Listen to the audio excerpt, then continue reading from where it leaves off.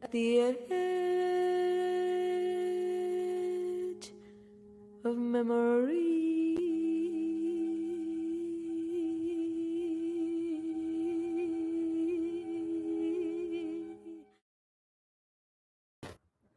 Hello, everybody, and welcome to the 10th Lunar Conversation. We are skipping ahead, and we will go back and forth from this point on in the album. We have decided to not be so linear towards the end of our journey with you all. And today we're skipping ahead to the beginning of side D of the album, to the first song on side D called Tsuki.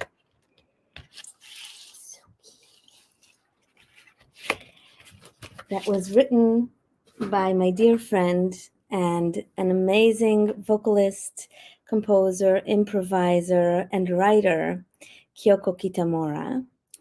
Kyoko and I have known each other for many, many years and have collaborated on and off on various things. And this poem that she wrote is a really beautiful and intimate, introspective little moment in the album.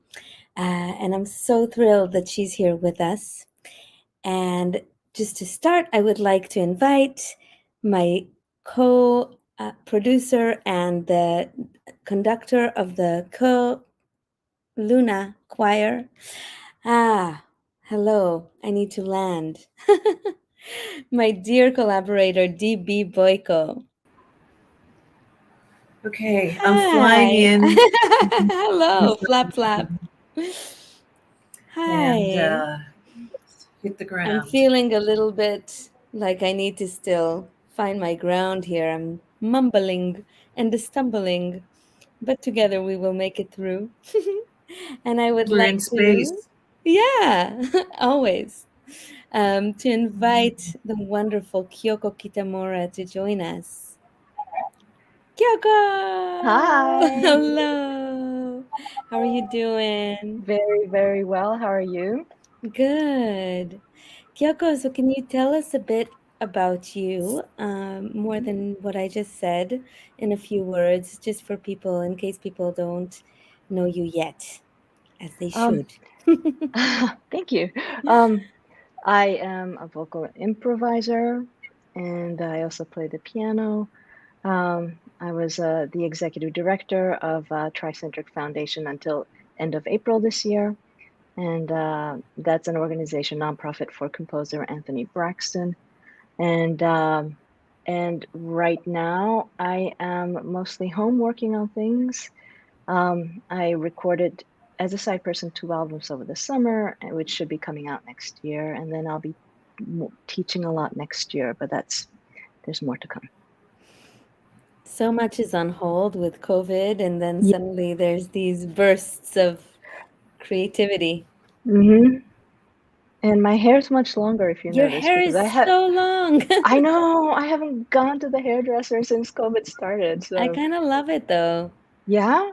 Yeah, I like I it was a able lot. to cut it by myself after a while I said, you know what, I'm just gonna let it go. It's longer than it's been since I've met you. I think it's the longest that's ever been, because I Yeah. used to have like a really short crew cut when I was a journalist, because I was often in situations where I didn't know when I could bathe. So I had a Right. really, really, really short hair, but now, you know. So you're obviously. saying it kind of casually, but you're saying when I was a journalist. Can you say more about that? Because I find that that's Right. such an interesting part of your story that's so different from so many other musicians, probably any other musician that I know at least.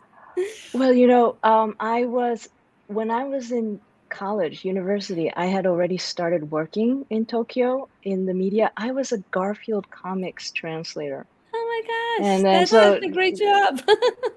it was interesting, but that's, you know, I got so sick of Garfield that it ended up in one of my songs where Snoopy kind of goes after Garfield. where was I going? So yeah, so I started working in the media when I was a student, and then I was working in CBS Tokyo office already. Mm. And then right after that, I joined Fuji Television, which is a Japanese TV station, who then they sent me out to Paris as their foreign correspondent, and and yeah, I covered a lot of things from international conferences to the first Gulf War, where I was in the Middle East, and then You were in Iraq, no? Were you in I was Iraq? in Iraq. Prior to that, I was also in Iran for a different story, and then I was in Iraq and Jordan, Saudi Arabia, and we got out through Bahrain, or I can't even remember how we got out. Wow. So that was that. Came back, left my job, studied 2 years of civil law at Université de Paris. So in France, but I didn't graduate. I didn't become a lawyer. I didn't get that.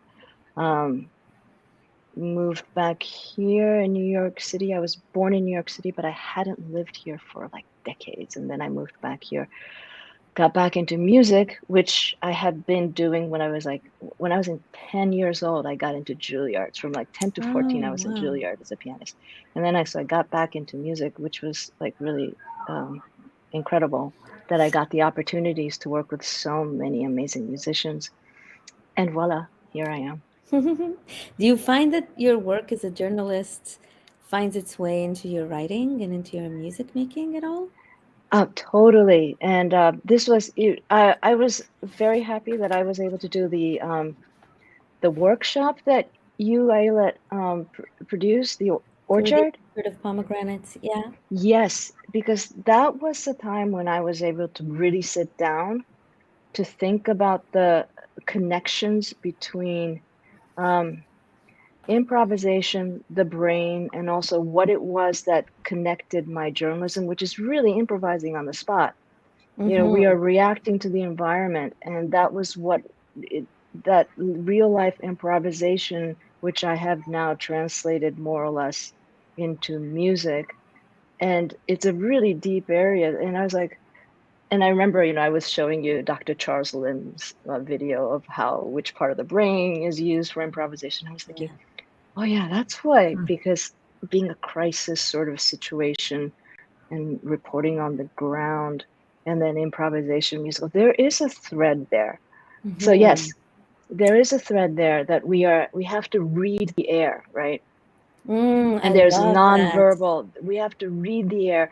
There's constant nonverbal cues and communication that is going on in reporting when you're in the front lines, and then in musical improvisation between musicians and also the audience. What is it that the audience is giving you in the form of attention? We don't even think about what attention really is, but I feel like it's a sort of energy that we're giving, right? Definitely. And it's an exchange between the audience and improvising musicians, attention for an experience that we share the unknown together, right? And it's the sharing of the unknown together among many people that really, I feel, is a huge connection between my job as a journalist, because we were all in unknown situations, and what we're doing as musicians, as improvisers particularly, not as if I'm reading Chopin or Bach, that's kind of different because I know what the last note is. Yeah. But in improvisation, we are all collectively sharing an unknown experience. And that's also, probably why I'm so attracted to certain sports. Like I'm a motorsport fan. Like Formula 1 and IndyCar. Yeah. And you should come to Montreal. Definitely. But I think it's the collective sharing of the unknown that hasn't been researched yet, but it is a definite experience, nonverbal, that we share, and it brings us it almost feel like biological. There's something that brings something is brought out in that experience. Absolutely. I feel like there's a book in here for you. There's a book that you need to be writing. Well, I'm also preparing a course to teach. So right, exactly. So you're verbalizing. You're right. one you're step being closer to the book. I'm not sure about a book, but it is Or whatever, but right. it's such an interesting topic. It feels like there's so much more you could expand on that, because I Yes, think I it think does so. translate to a lot of parts of our lives and manifests in this particular way in music and art. Definitely. When we think of it as nonverbal communication and what we are capable of doing without using words, it's incredible. We don't think about it. We often probably forget about it because we're so text-based right now, and it's so Mhm. much about the visuals. Mm. But Tech-based, then you mean, or text, text? both, but Text. text, yeah, text-based. And then also the fact that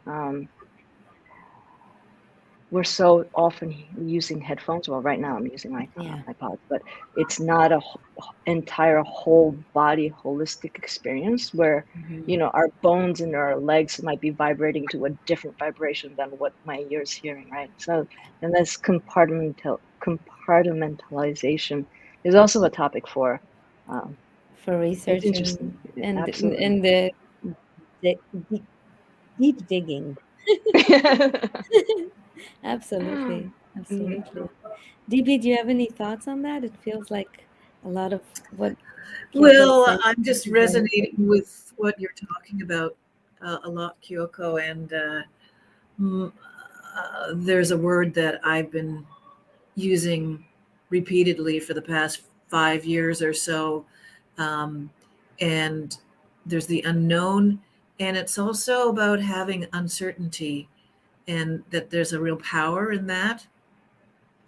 And when I think about the contrast to that, about being certain, um, I feel, I mean, one wants to have some certainty in terms of how they move through the world to a certain extent. Um, But but one never does, that's though. very, but it's very confining. Mm. And, I really, it's kind of like a game of bumper cars.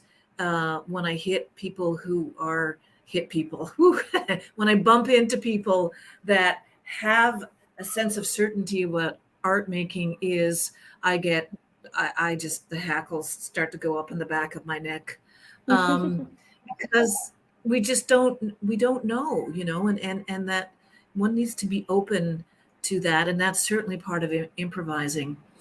Um, I just got off a call, working with a potential project on climate change, with a writer, and I was talking about, um, I'm not so concerned at this point about the how we might work together.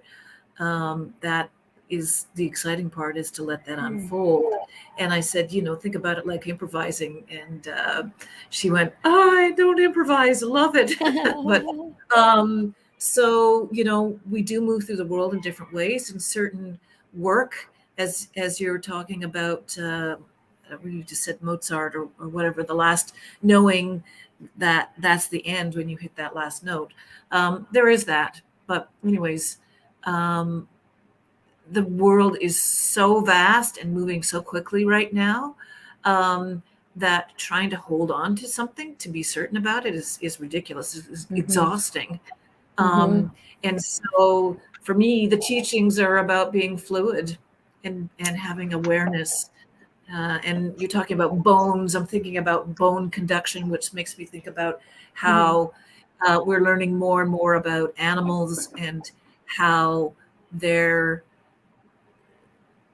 they're sentient beings, and they have superpowers of intelligence that are just different than ours. Mhm. You hit a spot like, you said uncertainty, and then there has been researches where teaching improvisation has led to better uncertainty management. Hmm. Is that something you have felt? I have felt It- this all through this pandemic. I feel mhm. like my tools as an improviser saved me in the last couple Uh-huh. years. And is that more of how you live life, and then that the Definitely. openness to not having control? Yeah, absolutely. I feel like for me it's been years of, because also I've moved around a lot in the world, I feel like it's been years of knowing that at any point my whole situation, my whole foundation of life could change for various reasons and has changed. And, and that's okay. You pick up your bags and continue on to the next adventure. And I think it also, in some ways, for me at least, it actually grows my trust in connection, because I see it manifesting. I see how even if I completely uproot and shift my whole life around, still whatever connections I have with people, true connection remains and sustains over geography and time and all these parameters that people are very clingy with. And I think that an improviser's mindset kind of allows me to say, okay, so I'm doing something different now. How can I hold on to what's important and let go of what isn't, and morph this into yet another thing that still has value in its own right, I guess. Right.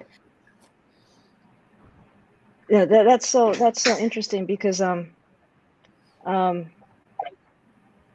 there's this is for another thing, but there's a research that shows that reciprocal relationships, meaning relationships that aren't negotiated, that maybe you don't have a written contract, that maybe you say, okay, we're going to do this all by word of mouth, that grows more trust than something that's negotiated. And I feel like, in music, that's the way it is. Unless we trust each other, it's not like we're going to have a contract that says, okay, if I do this, you're going to do that, right? We're just throwing ourselves out there. And that's when it works, it might grow trust, but also maybe perhaps trust in yourself. Yeah, absolutely. Should we take a minute to listen to the song that you wrote the words to, Kyoko? And we also hear your voice in the song. Right.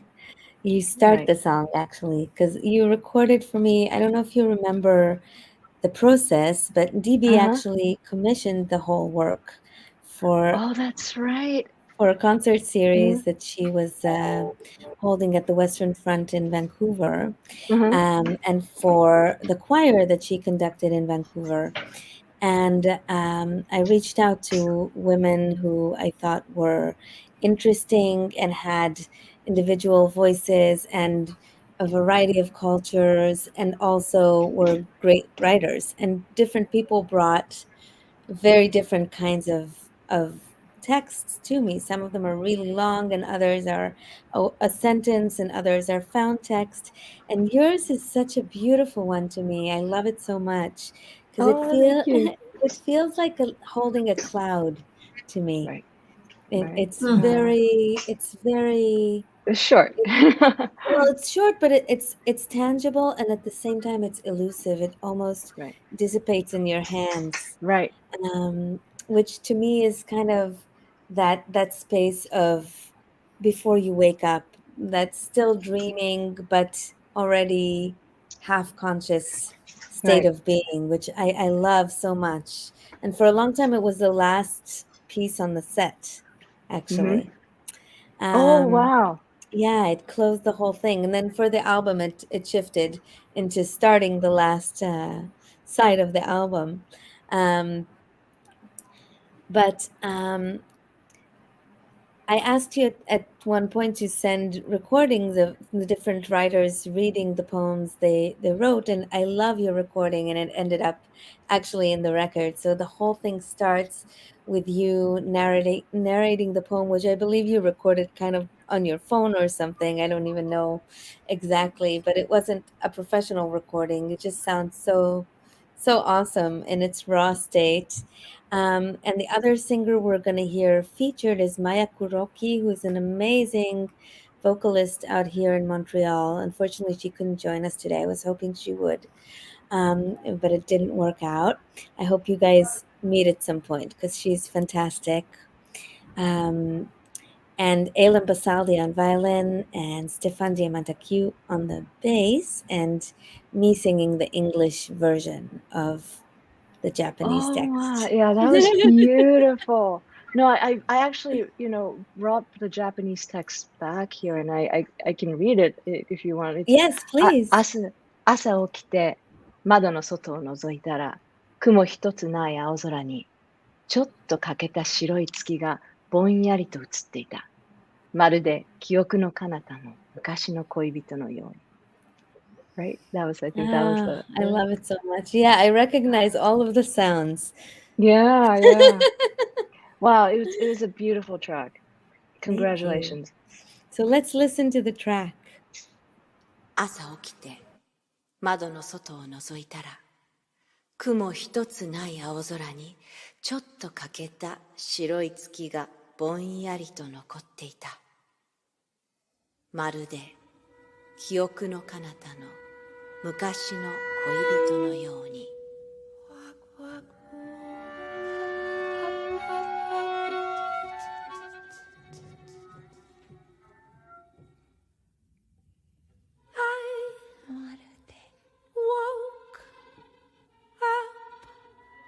In the morning,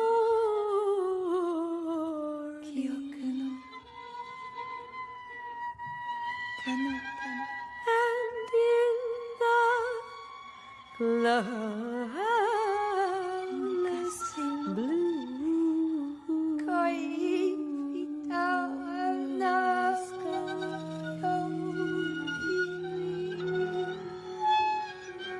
rested a hazy, slightly dented white moon,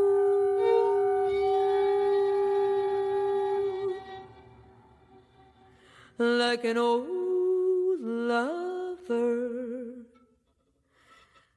at the edge of memory.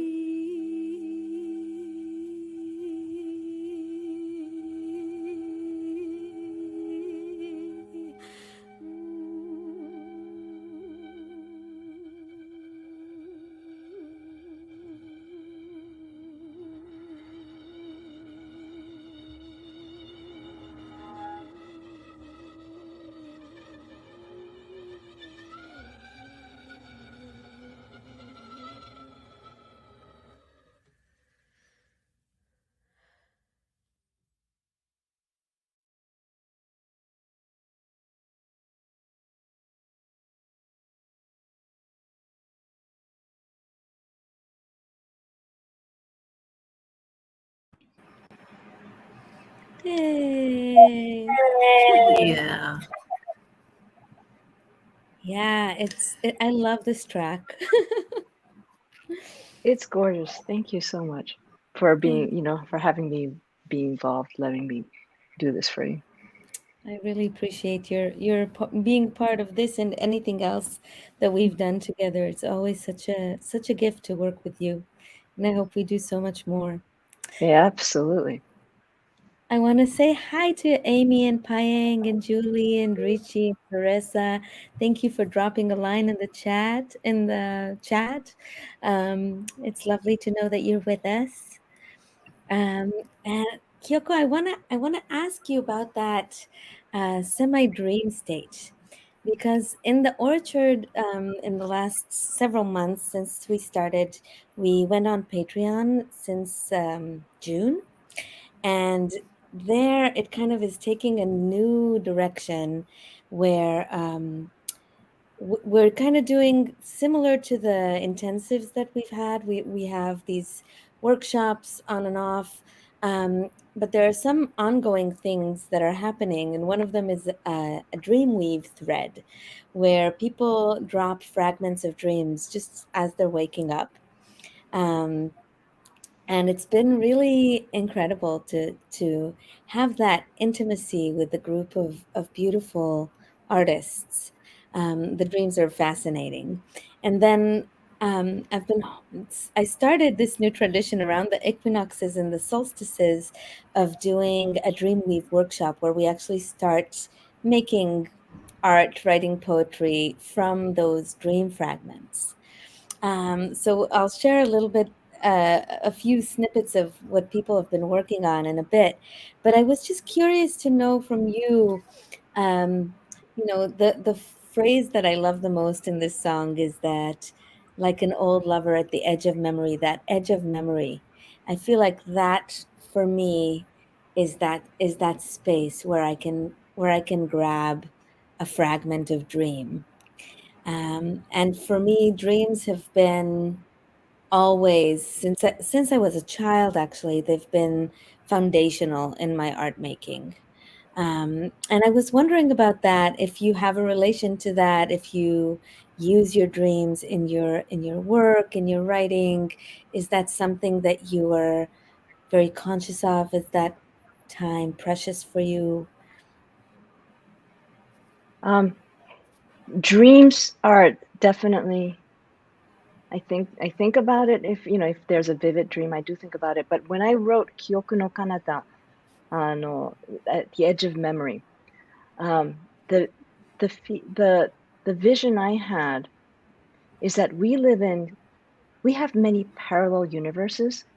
So actually there might be, scientifically, who knows, but there might be millions of us, all infinite number of us, all Of leading ourselves. of ourselves, leading lives. And they're similar but a little different. And then by the time that, decades go by, maybe very different lives. But I have a theory, or, I use this in my work, but that occasionally, like a Venn diagram, our universes sometimes sort of Touch. connect, yeah, or overlap, and we get a glimpse, right? We get a glimpse of who we might have been, or who that person might have been.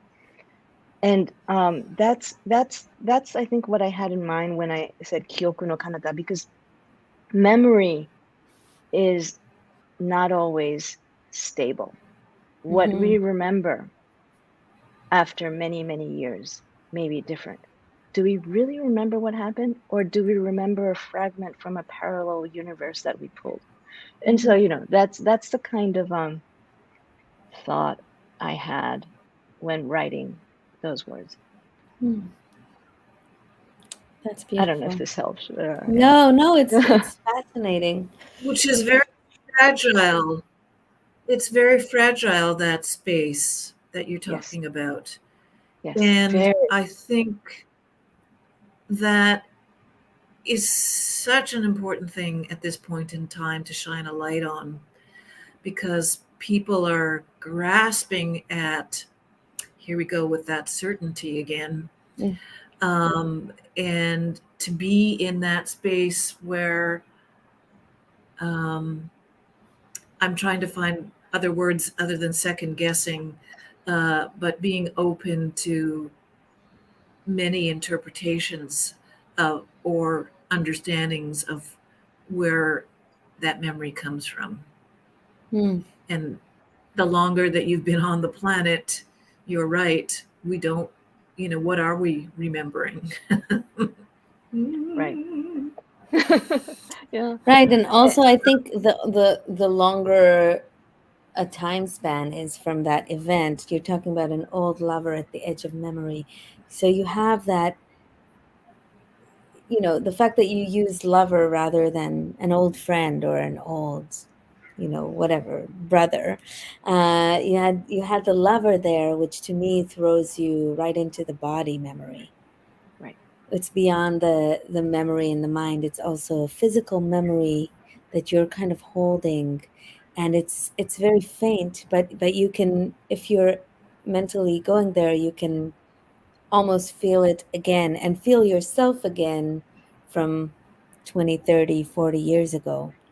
Right. You can feel your own body as you remember it to have been.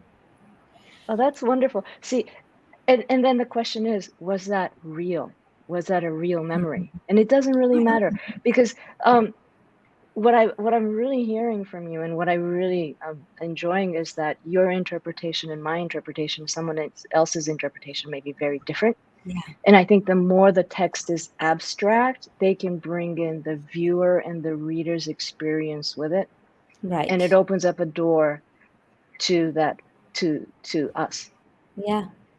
And the one thing that for me does tie in from all of our interpretations is that fragility and that feeling of like a layer that is above the layer of earth, the layer of ground and firmness. And as a composer, the means that I use to express that, and that actually was in the very loose chart from day one, was the use of overtones only with the strings. They're not playing actual full notes at any point in the song. It's all in the overtones because I felt like the poem was in the overtones. Yeah, so that fragility, I was trying to capture that in the Oh, you did music. a great job and beautiful job. Thank you so much. And the other Yeah. thing that I think opens the door to vulnerability and fragility is the element of surprise. Because Mm-hmm. when we are surprised, that's when we drop our guard, right? Mm-hmm. And then it becomes easier for us to actually reach inside of ourselves to that space where we might be able to see a snippet of the parallel universe. Exactly. And also as we grow older, I think we've got this years of experience that's guarding us, right? That's going to tell us what decisions we can make because we've been there before. Yeah. And surprise is so important to get ourselves out of the comfort zone and to let us do new things.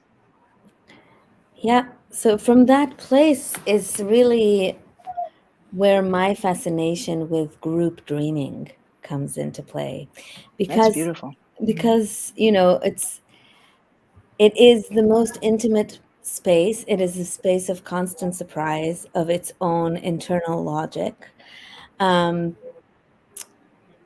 and when you allow other people, a glimpse into that in a raw state of just half awake, texting to a group of peers, your fragmented dreams. And sometimes for me, I dream music and I go quickly to record it in the bathroom before it dissipates.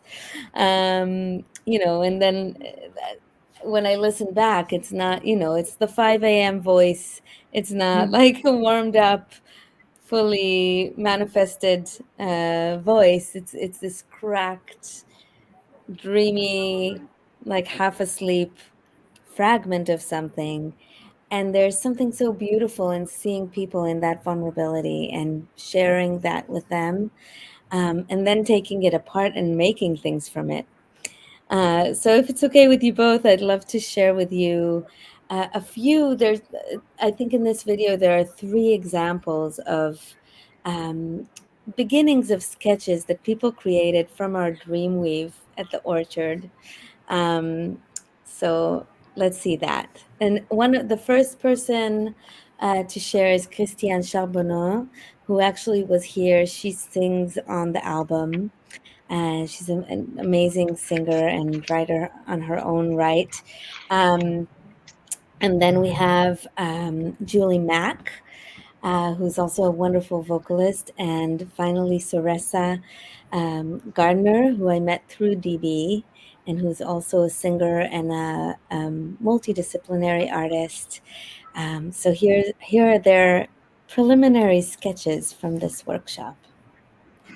And the one that kind of stood out for me was when it talks about, this is the second time I've had the same dream, and I know this as I'm dreaming. And because that happens to me so often in dreams. I'll just be in a dream with something that completely doesn't make sense.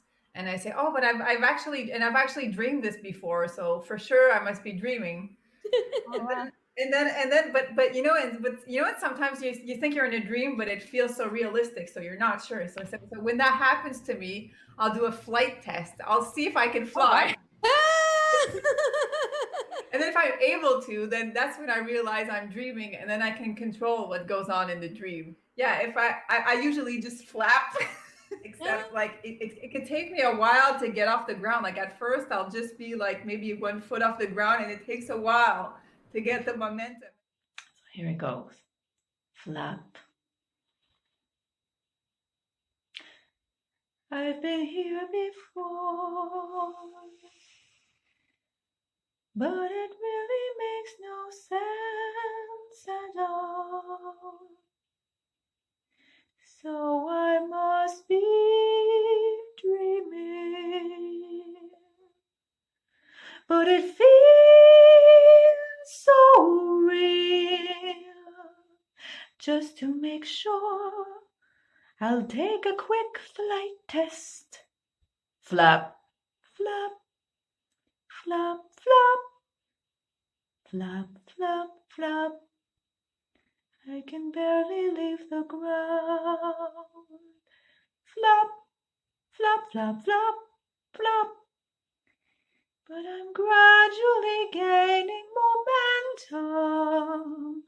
Flap, flap, flap, flap, flap, flap, flap, flap. Swimming in the air. Flap, flap, flap, flop.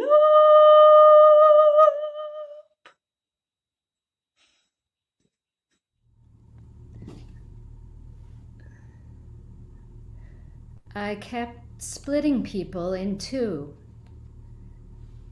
My daughter is my sister.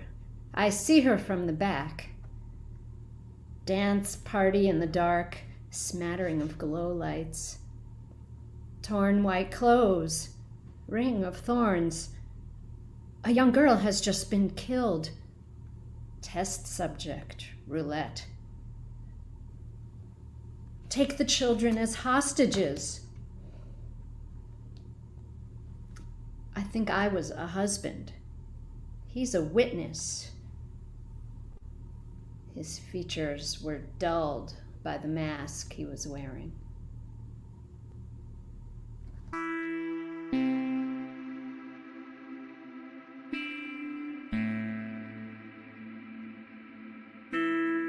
Hervé and I go to a cocktail party. There's a film festival in the basement, which has become a small theater. No one has noticed I'm there. No one has noticed I'm there. No one has noticed I'm there. No one has noticed I'm there. Everyone was wearing torn white clothes and wearing a ring of thorns around their heads.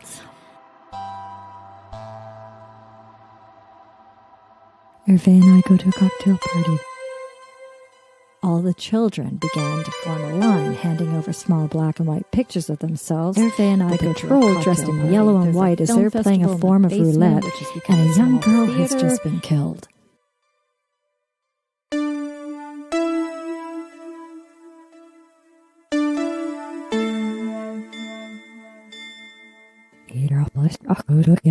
Hervé and I go to a cocktail party.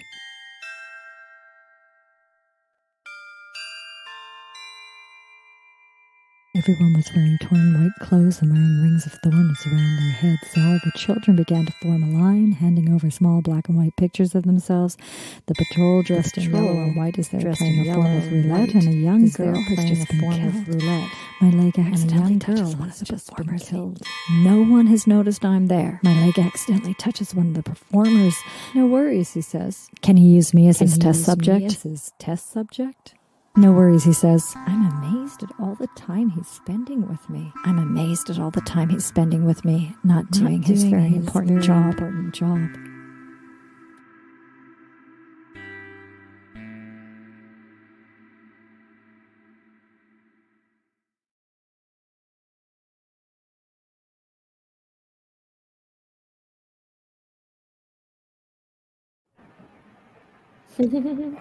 Wow. That's incredible. They're really special. So what we ended up doing was taking all of the September dreaming. I took the September dreams and chopped them up into fragments and categorized them by things to do with space, things to do with senses, fragrances, auditory things. I don't remember all the categories. There were a bunch of them. And then different people chose the category they were working off of and then made something from that, from the collective dreaming. So it was detached from the one person.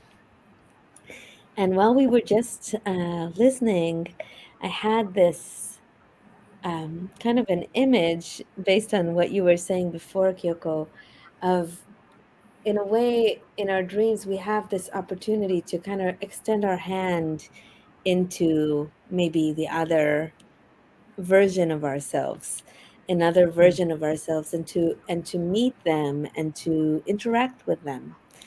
And I'm really curious about what we can do with dreaming. You know, the album is called Summoning the Witches, 13 Lunar Meditations Summoning the Witches. And there's something in that dream state where I feel that there's such potential to actually invite a meeting with someone you need closure with, inviting answers to questions you might have, and sometimes just inviting yourself to feel what you need to feel, even if it's not nice or comfortable, in a safe place. You know, sometimes there's very vivid, even violent dreams that come up for people. And, you know, it's a safe space to explore that, just kind of like art is a safe space to explore those feelings on the edge. I totally agree.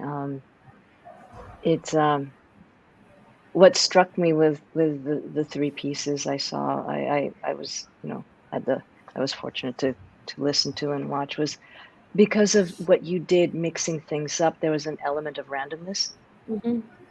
which also brought surprise, like a cocktail party, and then death, and then there was, you know, a sense of lightness and humor as well, from a serious, you know, and a gorgeous melody, and then suddenly a flap, right, flap. So that kind of that automatically makes me like drop my guard down, Mm-hmm. and I feel like I can be vulnerable. I think for the listeners as well as for the creators. And a space like that, especially right now as we're dealing with so much uncertainty, is so important, because we need to digest it. And we've been through collective trauma and Yeah. still going through collective trauma, but forging ahead. You know, people are starting to get back, doing gigs, teaching, you know, in our corner of the world. But I don't think we're all okay. No. I don't think we're okay, and I think it's okay to acknowledge that we're not okay. Mhm. And what you did with dreams and bringing that into the safer space of creativity and working with people and letting everyone together work on this collectively as a community feels like a collective healing to me. So it's gorgeous. Appreciate that. Thank you. Yeah, I feel definitely, I don't know how you both feel about this, but with you brought up starting to go back into performing, I'm feeling in the last month or so, I'm really feeling this restlessness starting to creep in of like, what's going on? It's been this long. Where are the gigs? You know, I want to be singing. You know, I really feel it. I feel it as a, you know, a physical need, that a scratch that needs to be scratched. Um, you know, and even though, you know, there are so many other avenues of creativity, that's something that I feel is so defining and so central, has been so central in my life. And in the last 2 years, of course, all the cards have been shuffled, and suddenly you realize, oh, I can live without this, and I can live without that, and I can do things this way and that way. But it is something that, you know, we talked about that um, ability to move and shift, but then you stay with what is at the core and at the essence. And I'm realizing that performing and singing and collaborating is so much at the core of how I want to live. Are you feeling that at all? I think for me, it's and we've spoken about this, but especially improvisation is such an exchange of nonverbal communication, and it's that nonverbal communication that I really miss. Yeah. Because that I can only do with a community of musicians that, like that we've worked together or who we improvise with. It's not something I do with, a friend I see on the street who's not a musician. So there's I think a whole sector of the way we can communicate that we're not tapping into in our normal daily lives that becomes apparent when we're making music together. It's a communal form of exchange, which I do miss. But at the same time, as we were speaking earlier, I think it needs to be done safely. I don't think there are right now enough safeguards for musicians. When we talked about this, we're going on a tour, and what if something happens at the venue? Is the venue checking it? Or if that city suddenly becomes level 4, what happens? What are the COVID protections that we have? If the gig is canceled, do we get a portion back, or do we get paid at all? Or those things I think are right now everyone's working on, and I think it needs to be talked about. And also, at times, we have to say no to certain things. And we're in a very unstable, but possibly a situation where there are opportunities for positive change, which I'm hoping for. Of course. And I think, and this goes back to what we all were saying about this uncertainty and the value of uncertainty.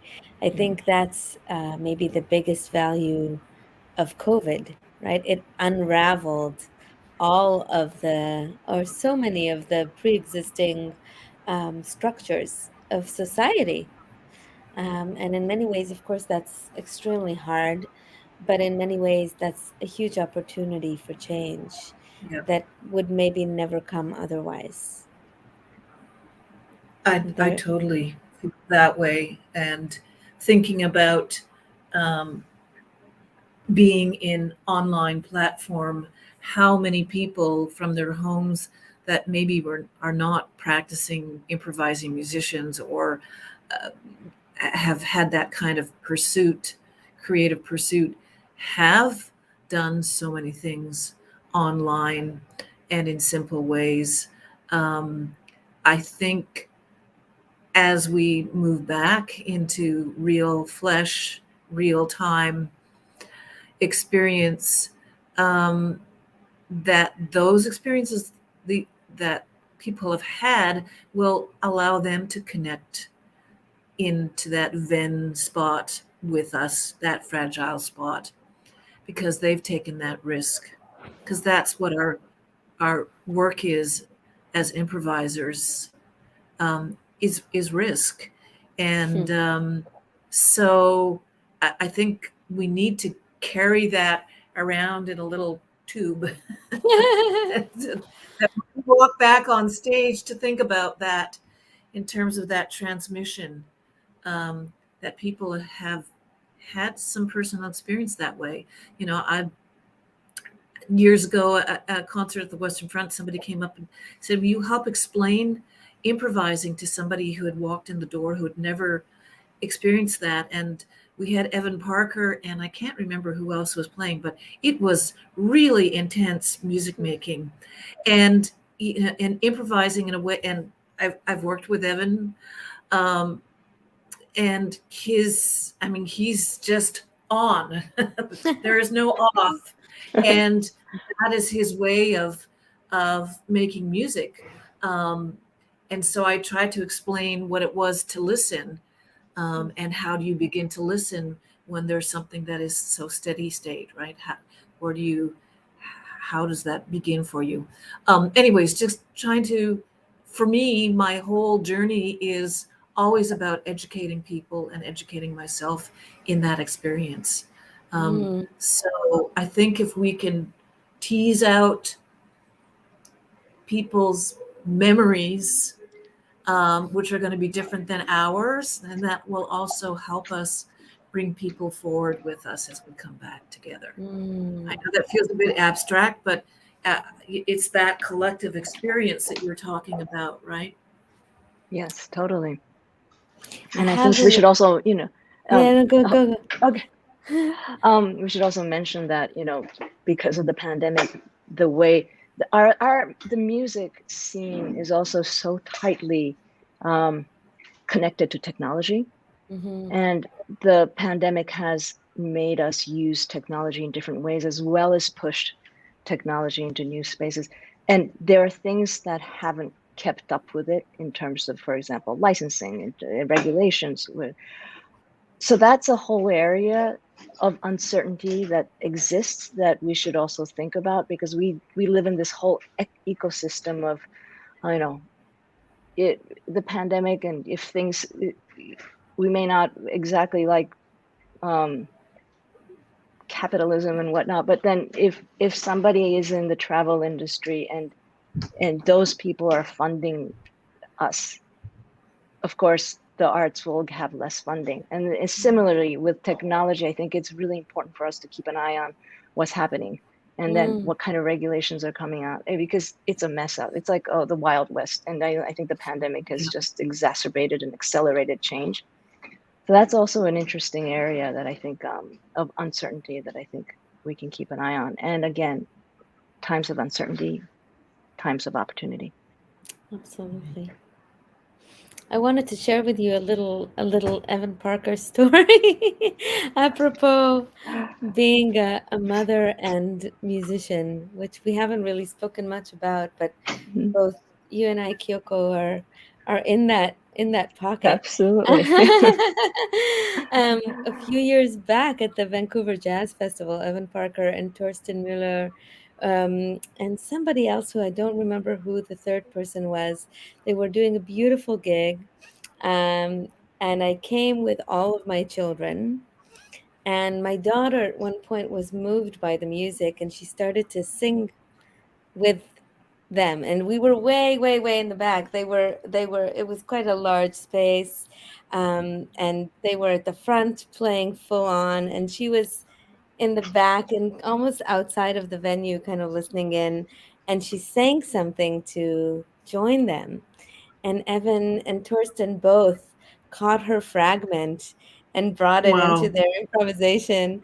And for me, that was a highlight of my life, probably. wow. It was just such a beautiful moment of this little 2-year-old listening to free improvised music by these amazing, beautiful musicians. And they just, instead of, shunning that or like making a face or ignoring it even, just embracing that beautiful little 2-year-old voice into the music and making it part of the experience for the whole audience.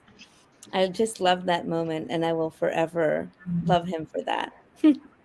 Oh, that's beautiful. That's exactly, this element of surprise that comes into when And we're performing.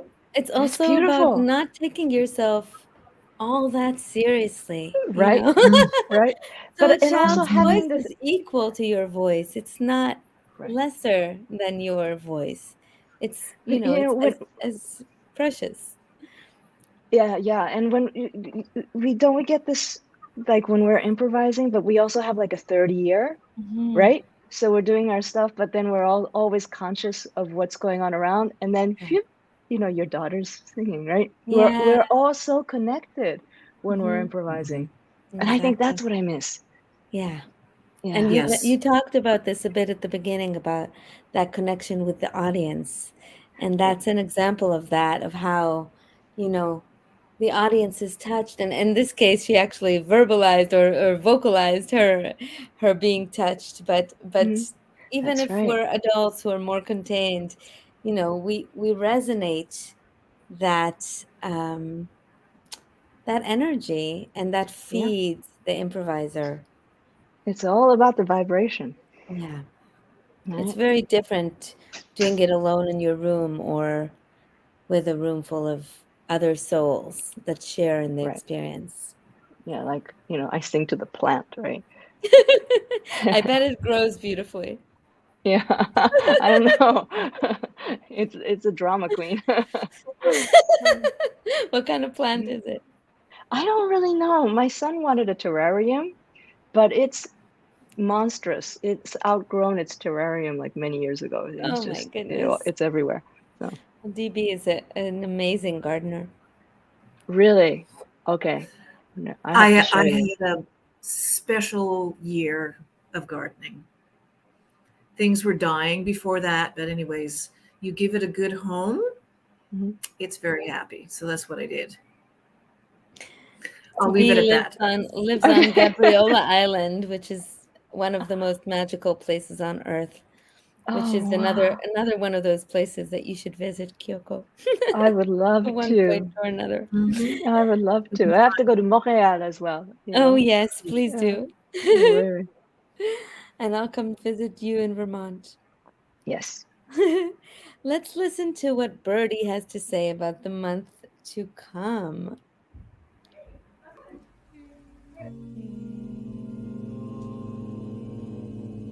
Hello, I'm Birdie from Four Directions NYC, and I am so happy to be working alongside Ayelet. I contributed some lyrics to this album, and I'm really happy to be sharing my knowledge and wisdom on astrology and Native American mythology every month as it applies and pertains to what's happening.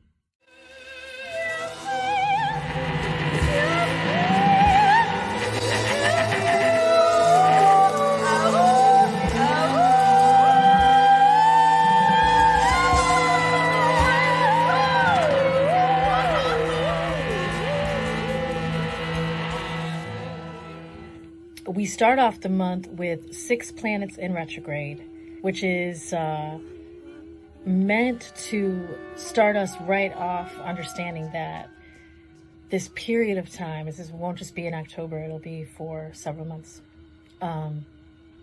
is going to be about reconfiguring everything, pausing long enough to have this fuller understanding, get this information that maybe we were missing because we were running around a lot or we were distracted. These retrogrades are giving us a moment to get the last of those pieces that we need to see the picture, that makes the picture clear, that makes the puzzle decipherable.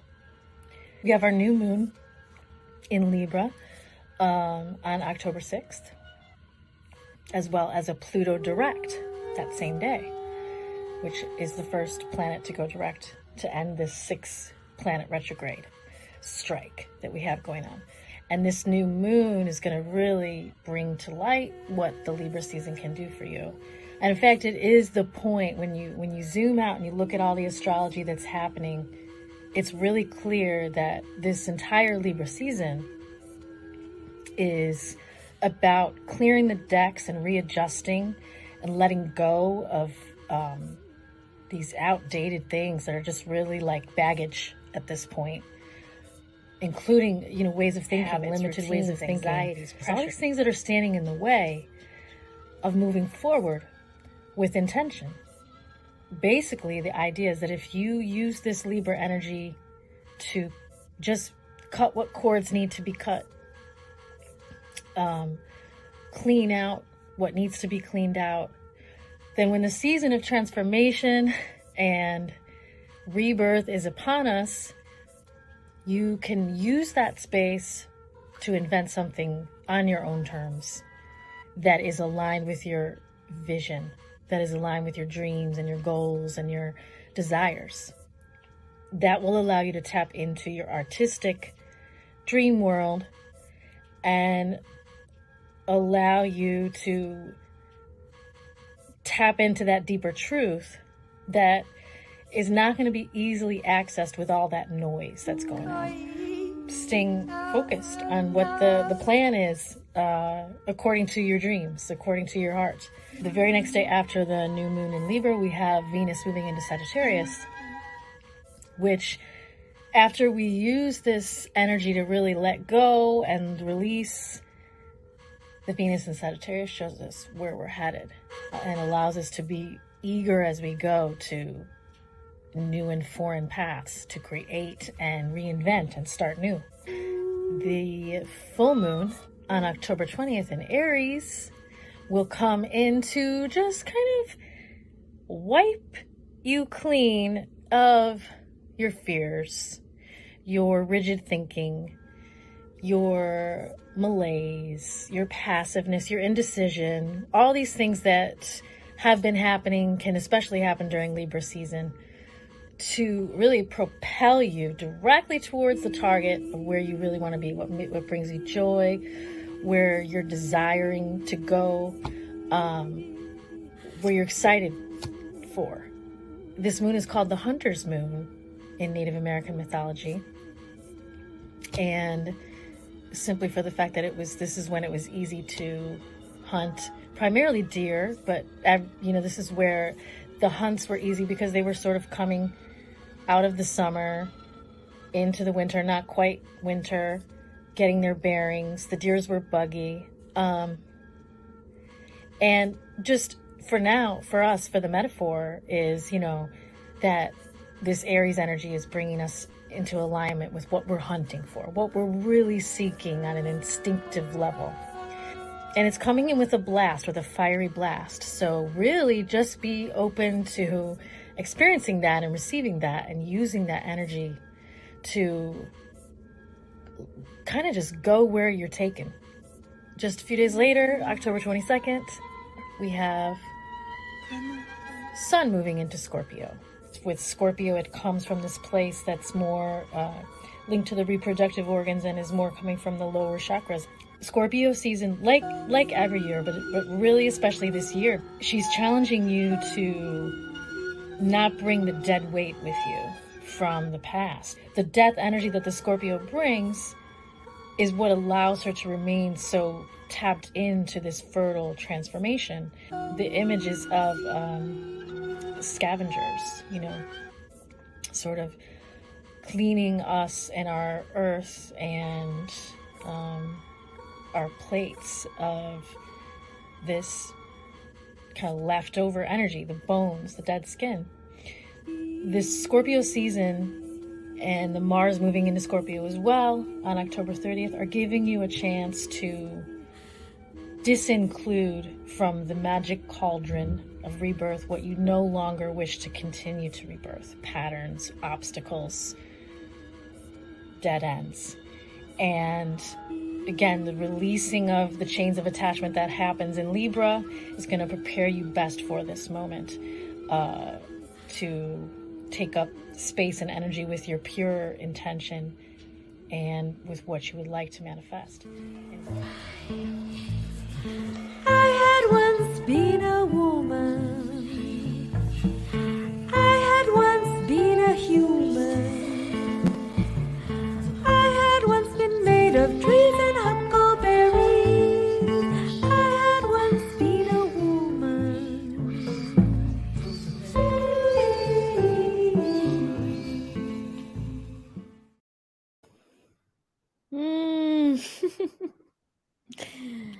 Birdie.